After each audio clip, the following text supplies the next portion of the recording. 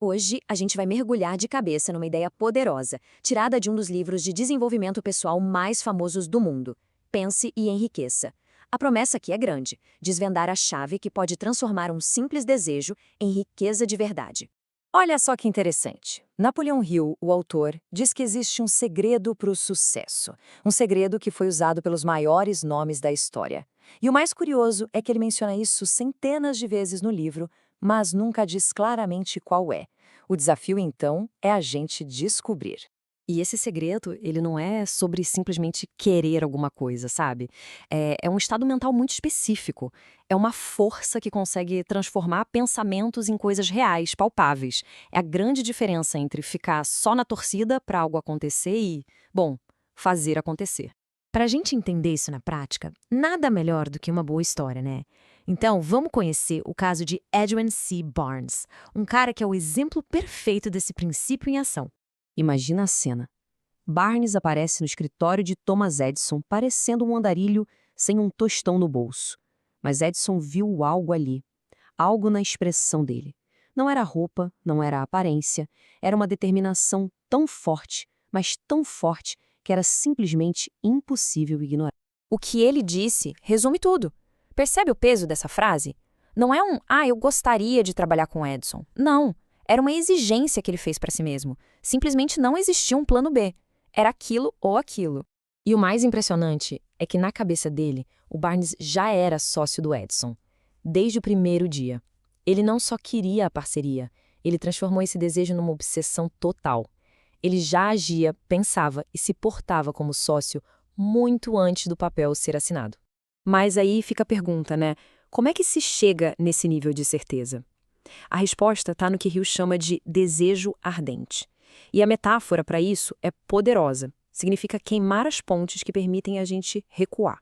Olha, não é só querer, é muito mais.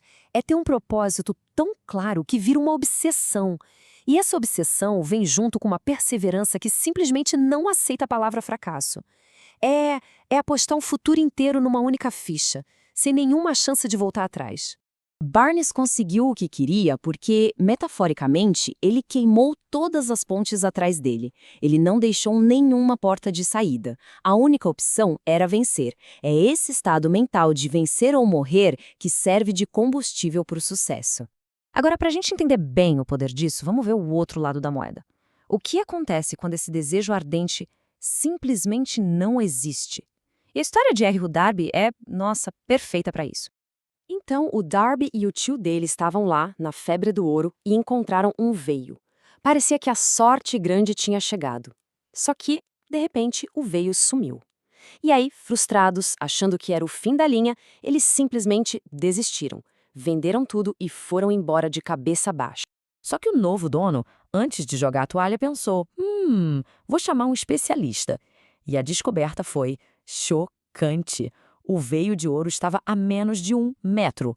1 metro de onde os Darby tinham parado de cavar. Eles estavam a 1 metro da fortuna e desistiram. E aqui está o ponto-chave. Uma derrota temporária só vira um fracasso permanente se a pessoa aceita que é o fim. Os Darby aceitaram a derrota, o novo proprietário não. Mas o Darby aprendeu, e aprendeu da forma mais dura.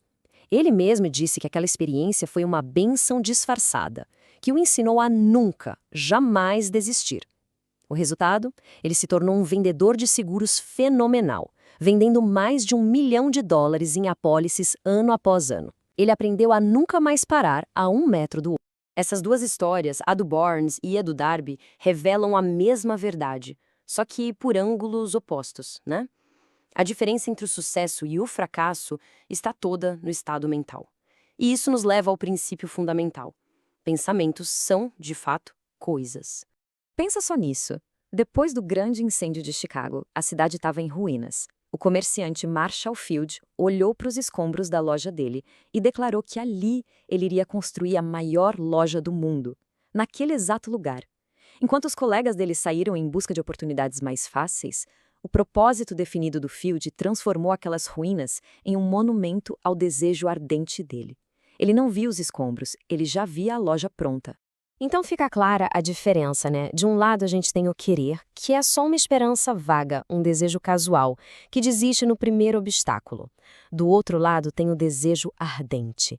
E isso é um propósito definido, uma obsessão total, com uma perseverança que nem enxerga o fracasso como uma opção. Simplesmente querer riqueza não vai trazê-la.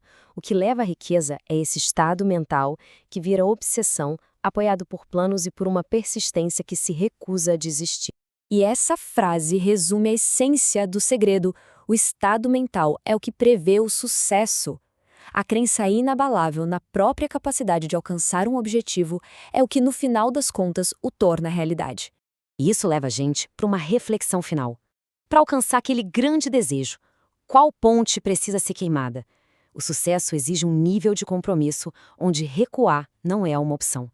É preciso estar disposto a apostar tudo na própria capacidade de vencer.